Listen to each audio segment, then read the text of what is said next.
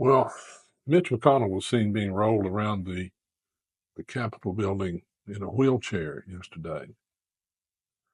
This was after his fourth fall recently and his second of the day.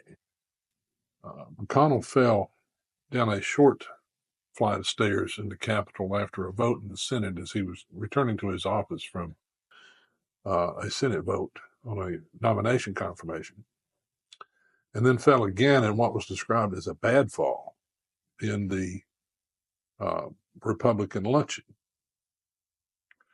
Now, this has prompted speculation about McConnell's replacement.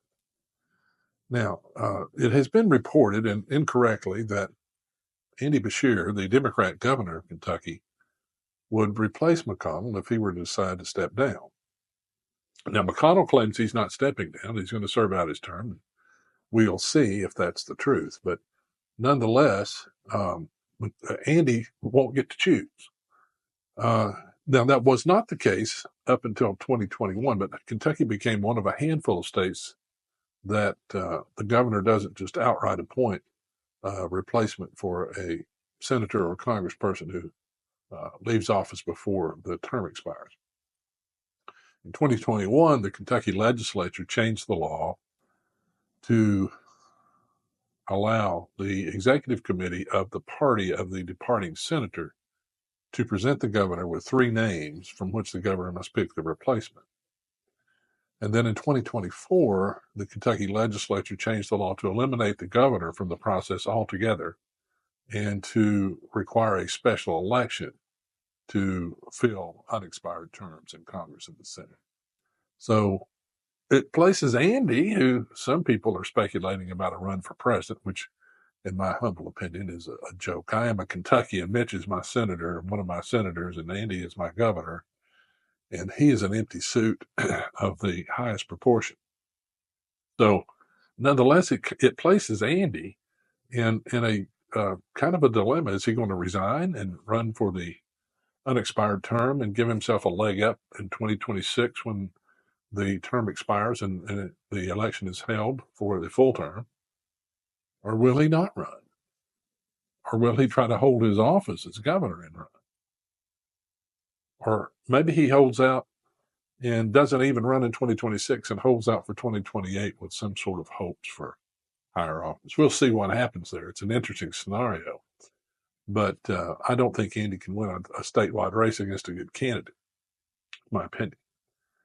One wonders, though, why these politicians like McConnell and Nancy Pelosi hold on. Even Chuck Grassley's 91 years old, sharp as a tack. But why they hold on so long? What is it about the job that makes it something that they want to do for so long?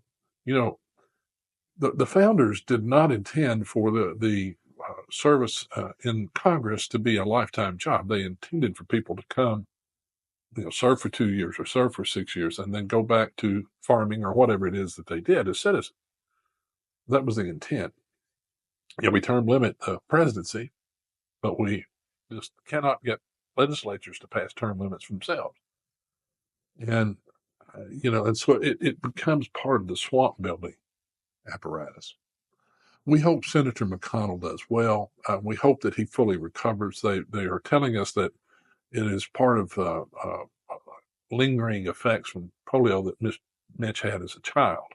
And his legs are presenting him with some problems, and that's why he's falling. But we'll see. We certainly hope he recovers well, certainly. And listen, Mitch he's done a lot of good things. He's become quite a rhino. He hates President Trump with a passion and can be problematic. But he's also responsible for the conservative majority on the Supreme Court. So we hope he recovers well. Here's a piece from a local television station discussing McConnell's falls and the fallout from those falls. Take a look and please share your thoughts with us in the comments. Story to another scare involving 82-year-old Senator Mitch McConnell. He fell again today, and this photo was taken by ABC News afterward. McConnell seen in that wheelchair hours later. Reporters say he fell down the steps in the Capitol building after a confirmation hearing and was helped up by fellow senators. McConnell walked to lunch after the fall. Senators described him as being an engaged participant. After the lunch, McConnell was escorted out by several staff members, at least one of whom appeared to be holding on, clutching for support. Now today, McConnell's longtime spokesperson, Robert Stewart, sent us this email saying the senator is fine and, quote, the lingering effects of polio in his left leg will not disrupt his regular schedule of work, end quote. Late this afternoon, I talked to both Scott Jennings, a CNN political contributor and Louisville native who has known McConnell since he was 17, and Jefferson County Republican Chairman Don Fitzpatrick about this latest incident. And he has had some falls in the last couple of years. Look, our focus is if he's got the mental capacity, and we believe he does, to continue to do the work that needs to get done in the United States Senate, then we're not going to spend a whole lot of time in our local party worrying about how he gets from a meeting to the next meeting. My understanding, Doug, today is he's fine. It was a minor deal, and he never missed any work today. He was back in his office shortly after lunch and is doing his job as a senator. When I see these falls, obviously he's my friend, and I've known him for most of my adult life, and you worry about someone when you see these things happening.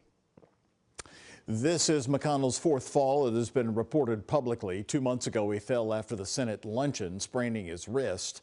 In March of 2023, he fell hard in a Washington hotel and suffered a concussion.